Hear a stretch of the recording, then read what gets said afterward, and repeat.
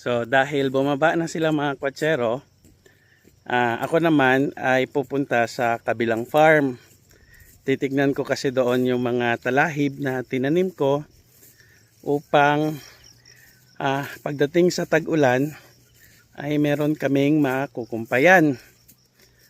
Kaya hindi ako sasama sa kanila pababa doon sa goat house. Pupunta ako sa kabilang farm kasi doon kami nagseedlings, doon kami naglagay ng maraming Mombasa at saka Molato 2 dahil nga hindi napupuntahan yun ng mga kambing. So that way ay mabilis yung kanilang paglago. Kasi kung doon namin itatanim kung saan sila nakatira, ay imumukbang po nila iyon. So ang tendency, it's either madeds or babansot. Kaya